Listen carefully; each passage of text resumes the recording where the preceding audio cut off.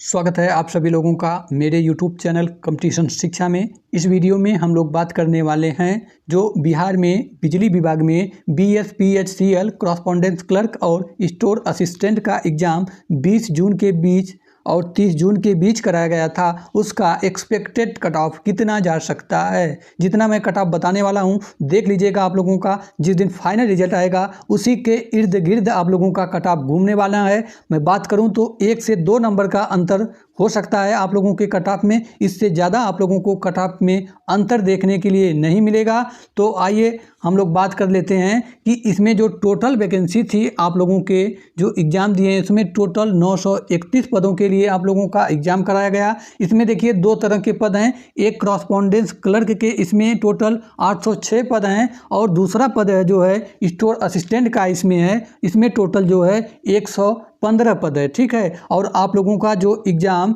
20 से 30 जून के बीच कराया गया वह पर डे जो है इसमें 3 शिफ्ट में एग्ज़ाम कराया गया और टोटल जो इसका एग्ज़ाम है 27 जो है शिफ्ट में कंप्लीट हुआ है। अगर इसमें हम लोग बात करें कि आप लोगों के वैकेंसी में टोटल फॉर्म कितना पड़ा था तो 1,90,000 स्टूडेंट ने आप लोगों के वैकेंसी में फॉर्म को फिल किया था।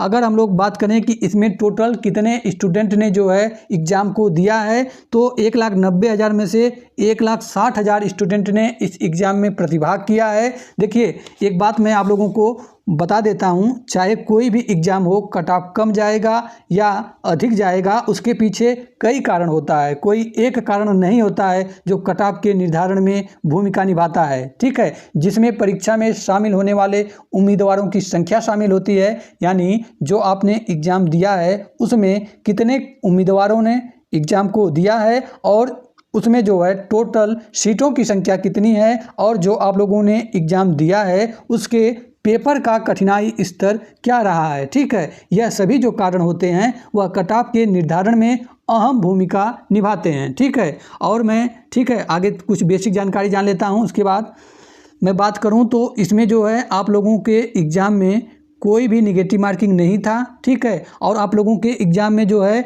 नॉर्मलाइजेशन भी लागू होगा। क्योंकि आप लोगों का एग्ज़ाम 1 से अधिक शिफ्ट में जो है कराया गया था। ठीक है। तो सबसे पहले हम लोग जान लेते हैं भाई ये नॉर्मलाइजेशन क्या है। तो नॉर्मलाइजेशन जो है एक ऐसी प्रक्रिया है जिसका उपयोग जो है वह विभिन्न पालियों या शिफ्टों में आयोजित परीक्षाओं के अंकों को समान स्तर पर लाने के लिए किया जाता है। ठीक है। देखिए जब कोई भी परीक्षा 1 से अधिक दिनों या 1 से अधिक पालियों में आयोजित की जाती है तो भाई प्रत्येक पाली में जो प्रश्नों का कठिनाई स्तर होता है वह अलग अलग होता है। इससे होता क्या है, कुछ छात्रों को तो आसान प्रश्न पत्र मिल जाता है और उन्हें अधिक अंक जो है मिल जाता है, वहीं जबकि कुछ छात्रों को कठिन प्रश्न पत्र मिल जाता है और उन्हें जो है कम अंक मिलता है। ठीक है। तो नॉर्मलाइजेशन जो है इसी असमानता को दूर करने के लिए किया जाता है और अंकों को समायोजित करता है ताकि सभी छात्रों को समान अवसर मिल सके और किसी भी छात्र के साथ अन्याय न हो। ठीक है। तो नॉर्मलाइजेशन यही है।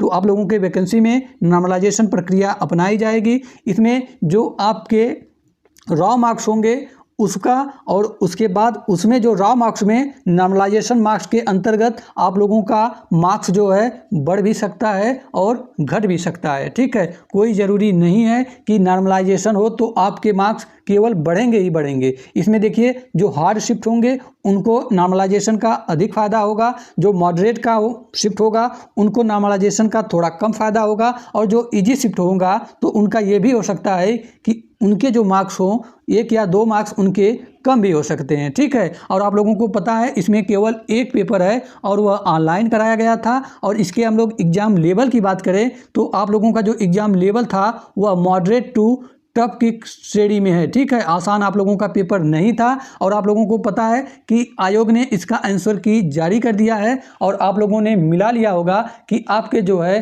कितने मार्क्स बन रहे हैं आंसर की के जारी होने के बाद। अभी इसका रिवाइज आंसर की आने वाला है, उससे काफ़ी छात्रों के जो मार्क्स कम भी हो सकते हैं। रॉ मार्क्स और काफ़ी छात्रों के जो मार्क्स हैं रिवाइज आंसर की आने के बाद बढ़ भी सकते हैं। ठीक है, आइए हम लोग जान लेते हैं भाई, इसमें टोटल जो पद हैं 931 पद हैं, उसमें जो है क्रॉसपॉन्डेंस क्लर्क के कैटेगरी वाइज कितनी सीटें हैं और स्टोर असिस्टेंट में कैटेगरी वाइज कितनी सीटें हैं, क्योंकि आप लोगों के कैटेगरी में जितनी सीटें होंगी उसी के हिसाब से आप लोगों का जो कैटेगरी का कट ऑफ भी जाने वाला है। ठीक है भाई, सीटें अधिक होंगी तो कट ऑफ कम जाने की संभावना है, अगर सीटें कम होंगी तो कट ऑफ जो है अधिक जाएगा, जाहिर सी बात है। तो आइए सबसे पहले हम लोग बात कर लेते हैं कि क्रॉसपॉन्डेंस क्लर्क में आप लोगों का कैटेगरी वाइज कितनी कितनी सीटें हैं। देखिए, क्रॉसपॉन्डेंस क्लर्क में जो यूआर कैटेगरी है उसमें मेल के लिए 210 सीट है और फीमेल के लिए 113 सीट है, और ईडब्ल्यूएस कैटेगरी में मेल के लिए 56 सीट है और फीमेल के लिए 24 सीट है। ठीक है, वहीं ईबीसी कैटेगरी के लिए मेल के लिए 91 सीट है और फीमेल के लिए 54 सीट है। ठीक है, वहीं बीसी कैटेगरी के लिए मेल के लिए 65 सीट है और फीमेल के लिए जो है 32 सीट है। ठीक है, वहीं अगर हम लोग एससी कैटेगरी की बात करें तो मेल में 81 सीट है और फीमेल के लिए 48 सीट है। ठीक है, और एसटी कैटेगरी के लिए क्रॉसपॉन्डेंस क्लर्क में मेल के 6 सीट हैं और जो है फीमेल के 2 सीट हैं। ठीक है, ये तो हो गया क्रॉसपॉन्डेंस क्लर्क का। अब हम स्टोर असिस्टेंट का देख लेते हैं कि इसमें कैटेगरी वाइज कितनी सीटें हैं। ठीक है, इसमें अगर हम लोग यूआर की बात करें तो मेल की जो है 30 सीटें हैं और फीमेल की 17 सीटें हैं। ठीक है, अगर हम लोग ईडब्ल्यूएस कैटेगरी की बात करें तो मेल की 8 सीटें हैं और फीमेल की जो है 3 सीटें हैं। ठीक है, वहीं हम लोग अगर ईबीसी कैटेगरी की बात करें तो मेल की 13 सीटें हैं और फीमेल की 8 सीटें हैं। ठीक है, अगर बीसी कैटेगरी की बात करें तो स्टोर असिस्टेंट के मेल के 9 पद हैं और फीमेल के जो है 5 पद हैं। ठीक है, वहीं अगर हम लोग एससी कैटेगरी की बात करें तो स्टोर असिस्टेंट के मेल के 11 पद हैं और फीमेल के जो है टोटल 7 पद हैं। ठीक है, वहीं अगर हम लोग एसटी कैटेगरी की बात करें तो इसमें जो है मेल के 1 पद हैं और फीमेल के जो है 1 भी पद इसमें शामिल नहीं है। ठीक है, तो ये रहा पदों का विवरण कैटेगरी वाइज। इसके बाद हम लोग बात कर लेते हैं कि आप लोगों का जो है एक्सपेक्टेड कट ऑफ कितना जा सकता है। ठीक है, जितना मैं कट ऑफ बता रहा हूँ देख लीजिएगा, आप लोगों का उसी के आसपास कट ऑफ रहने वाला है।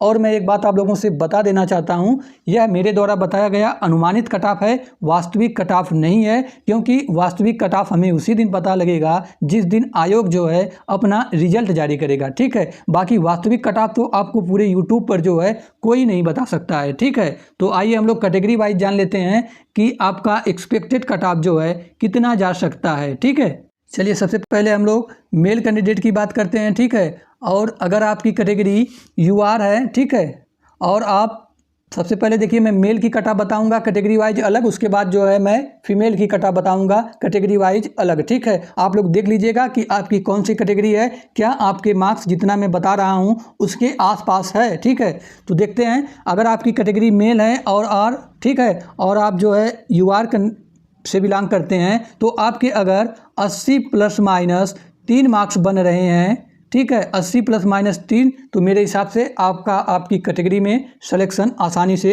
हो जाएगा। ठीक है, अब यूआर की बात करें, ठीक है, यूआर हो गया। उसके बाद अगर आपकी कैटेगरी बीसी है और आपके अगर 78 प्लस माइनस 3 मार्क्स बन रहे हैं तो मेरे हिसाब से आपकी कैटेगरी में सिलेक्शन श्योर है। ठीक है, आइए इसके बाद हम लोग कैटेगरी की बात करें तो अगर आपकी ईडब्ल्यूएस कैटेगरी है, ठीक है, और आप मेल कैंडिडेट हैं तो आपके अगर 76 प्लस माइनस 3 मार्क्स बन रहे हैं तो मेरे हिसाब से आप बिल्कुल सेफ जोन में हैं, आपको घबराने की ज़रा सी भी आवश्यकता नहीं है। इसके बाद अगर हम लोग बात करें तो अगर आपकी कैटेगरी ईबीसी है तो आपके अगर 74 प्लस माइनस 3 मार्क्स बन रहे हैं तो मेरे हिसाब से आपका सिलेक्शन आपकी कैटेगरी में आसानी से हो जाएगा। ठीक है, वही अगर हम लोग बात करें, अगर आप मेल हैं, आपकी कैटेगरी एससी है, अगर आपके 70 प्लस माइनस 3 मार्क्स बन रहे हैं तो आप बिल्कुल मेरे हिसाब से सेफ जोन में हैं। ठीक है, वहीं अगर आप मेल हैं, आपकी कैटेगरी एसटी है और आपके 70 प्लस माइनस